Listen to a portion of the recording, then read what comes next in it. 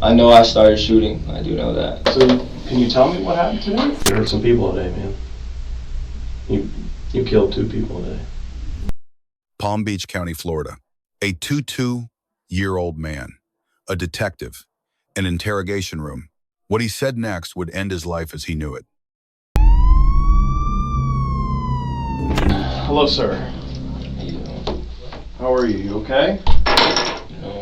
All right. So I want to talk to you about what happened today, but I also want to make sure that you understand your constitutional warnings. Okay, you have the right to remain silent, not answer any questions. You understand that? You do?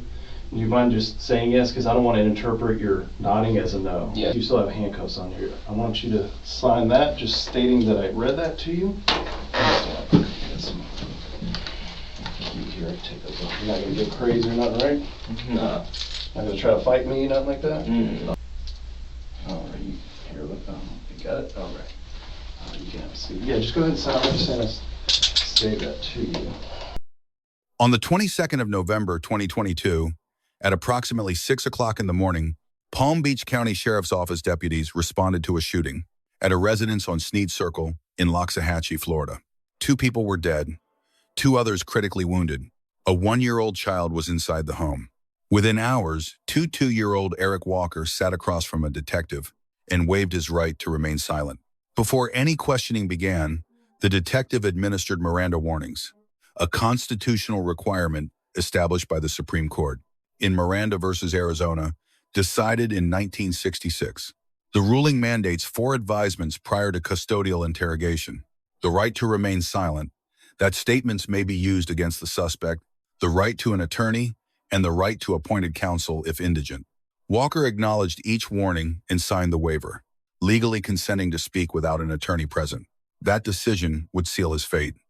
So, can you tell me what happened today? Well, I'll start from, like, Sure. Previously, I've been with my fiancée for 7 years. Okay. Basically, we had a little disagreement, and I slept in my car a day or 2. I told her, we can work it out. I'm gonna come back and spend time with her and stuff like that. Sure. I planned a nice dinner. I took her to dinner last night. Okay.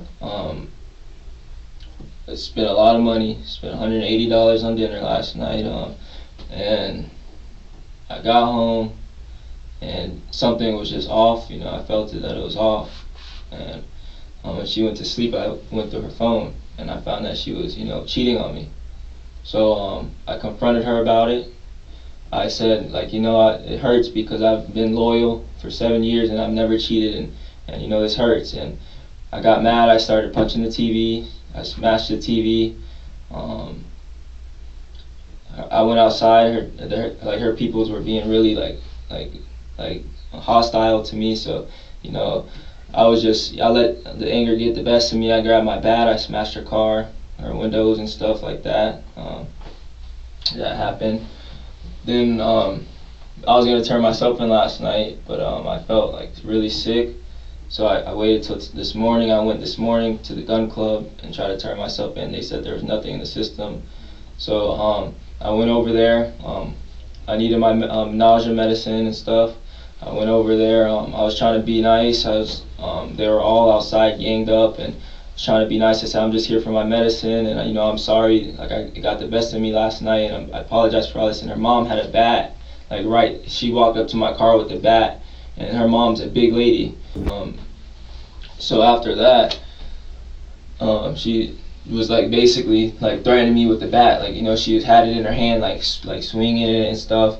She was gonna beat me up with the bat. So I tried to get out and try to go get my medicine, and she was trying to threaten me and stuff. And she's a big woman. She's probably your size. You've probably seen her, but I had my gun, and I felt really scared and I felt threatened. And after that, all I remember is everything going down. I don't know really exactly, but it was just I know I started shooting. I do know that, and that's really all. Okay. Who'd you start shooting at? The mom, but I guess I didn't, like, you know, I didn't hit her, so I don't know. But, Okay. All right. So yeah, I'm just gonna back up a little bit and kind of just clarify some things. All right. So you guys, just so I'm not trying to get 7 years together, you found out she was cheating on you Yes, through sir. text message. Yes, Okay. sir. So you got mad, you punched TV. Did you do something to her car or something? Yeah. What'd you do? I took the bat and To the car? I took it to the car. Yeah. Well, what's that bat look like? It was black and Is it metal or wood? it was metal. Metal bat? Yeah. You think black? No, it wasn't black. Oh, okay. You're just not sure. I got rid of it. Okay, so you got rid of that. Yeah, last night. What'd you do with it? I threw it on the side of the road. Okay. All right. So you go to gun club this morning and then Tried turning myself in. They said nothing I was tried there. turning myself in for just breaking the car, you know, and nothing was there. And I went back to the house to get my medicine. Like, I barely made it to So- gun club. What do you drive? Hyundai Tucson. Is it that Silver. gray or silver car Yes, that's sir. there? Yes, sir. So the silver car, you drove that, okay. So you drive up to the house. They're all outside. And Who's they all? Like, if you could explain exactly who's outside and where my they're at. ex, her dad. Now you say your ex. Is that Alyssa? Yes, Alyssa. And My you guys have a child together? Yes, sir. And what's the child's name? Okay. So you get to the house. Alyssa's outside. All of them. Yes, sir. Did you text her during this time? No, sir. Did you send her any messages like, "Hey, I'm coming by. I need my No, meds"? sir. Was there any messaging or communication from when you had your disagreement to when you showed up this morning? No, sir. Okay. And where is your phone? Is it in your car? No, I got rid of it. I don't know where it was. What'd you do? Throw it out the window, or Yeah. How do you get rid of it? What do you mean? I threw it out the window. Okay. Cause I wanted to go home and sleep before I turned myself in. I didn't want the police to. Where did you go though? So where did you go and stay when you left last night? Just in my car somewhere. Oh, just in your car. Yeah, Okay. Somewhere. Okay, and then you come there this morning. I went to gun club. Or gun club, and to then turn myself in. right, and then the incident at the house might be difficult for you to recall. Okay, I know it's a lot of emotion. I mean, discharging a firearm is pretty jarring and pretty. I mean, is this your first time for shooting at somebody or anything? Yes. Okay. First time. Do you have any military experience in your background? No, sir. Okay. What happens first when you pull into the yard there? I pulled up, and then what I did is first thing that came out of when her mom came running up to my car with the bat. Mm-hmm. You need to leave. You need to leave. Like swinging the bat, and I was like, look, Renee, you know. It's Renee. Go ahead. Yeah, I said, look, Renee, you know, like, I'm very sorry for what I did. You know, it hurt really bad. You know, what your daughter did to me, and she was just like, oh, why'd you do it? Why'd you do it? Why'd you do it? I just need my, I apologized, and I said, I just need my nauseous medicine. I feel like crap, you know. And she just wouldn't let me do anything. Then I got out the car to, you know. And she holding this bat? She had the bat in her hand. She kept saying, "You're going to jail. You're going to jail." And I said, "I just tried to turn myself in." I said, "Can you guys just call the police?" And you know, she just wasn't having it. And then. Okay, and then what happens? Did you get out of the car? Yeah, I got out the car, and she was like, you know, pressuring me with the bat. So I grabbed my firearm, and you know. Where do you keep your firearm? On the floorboard. What caliber? 9mm. Okay. I started shooting. Okay. So you start shooting at who? Renee? I was just shooting towards the door, really, cause. Towards the door. Yeah. What was at the door? Renee, well, all of them went inside first. Jean and all of them went inside, and then Renee was like threatening me, and then she walked off, and that's when I started shooting. Okay, so, and maybe I'm not understanding. So you're in the car, you get out.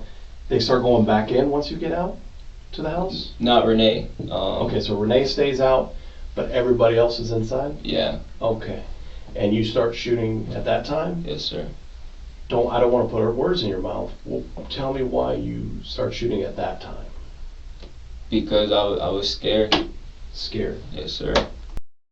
Walker invoked self-defense, specifically Florida's Stand Your Ground law, codified under Florida Statute Section 776.013. He claimed Renee, his fiancee's mother, approached his car wielding a bat. Under Section 776.012, deadly force is only lawful when a person reasonably believes it is necessary to prevent imminent death or great bodily harm to themselves or another. Stand your ground removes the duty to retreat, but it does not eliminate the requirement of an objectively reasonable, imminent threat at the moment force is applied. Walker's own account dismantles his self-defense claim at two critical points. First, he exited his vehicle and approached the residence voluntarily. The bat had not been swung at him. No physical contact occurred.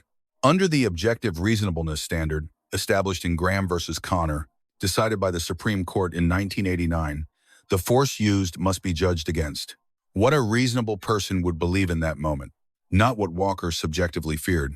A baseball bat held but never raised or swung does not automatically constitute imminent deadly threat sufficient to justify drawing and discharging a firearm. The second and more legally decisive point, Walker entered the residence and continued firing. By his own admission, the family members had retreated inside. The detective confirmed none of the occupants possessed any weapons. No firearm, no knife, nothing. The moment Walker crossed the threshold and discharged his weapon at unarmed individuals inside a private dwelling, any colorable self-defense claim was legally extinguished. Florida appellate courts have consistently held that stand your ground requires a threat that is contemporaneous with the use of force. Pursuing retreating unarmed individuals into their home satisfies no legal standard of imminent threat. Prosecutors charge Walker under Florida Statute Section 782.04, first-degree murder on two separate theories. The premeditation theory centers on Walker's deliberate actions. He possessed a firearm, drove to the location, exited the vehicle, and retrieved and discharged the weapon. Under Florida law, premeditation does not require lengthy planning. It requires only that the intent to kill was formed before the triggering act. The felony murder theory provides an alternative path. Any killing occurring during commission of an enumerated felony constitutes first-degree murder, regardless of specific intent. Walker's statement that he blacked out and just kept shooting was anticipated by the prosecution. Florida does not recognize voluntary intoxication or emotional rage as a defense to first-degree murder. The Florida Supreme Court addressed this directly in Linehan versus State. Diminished capacity, absent a recognized mental disease or defect, does not negate the mens rea required for premeditated murder. Walker's remorse, expressed in the interrogation room, was genuine. It was also legally irrelevant to the elements of the offense. They're shooting at the door. Nobody else had any weapons, nothing like, nobody had a gun, nobody had knives, nothing like that. And then you go inside and shoot again inside. That's what I'm trying to ask you. What was the reason for going inside and shooting? If you could explain that. I really don't know. I guess I blacked out and I just kept shooting the gun. Like that's I really can't tell you. You know, like I didn't want to do it. I didn't want to hurt anybody. I didn't want to do any of that. Okay. You know, I don't know. I don't know. Okay. You hurt some people today, man. You killed 2 people today, and you hurt 2 others. Okay. Michael's deceased, and Alyssa's deceased.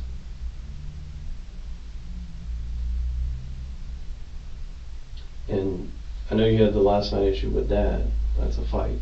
And I know you had this issue with the texting with Alyssa.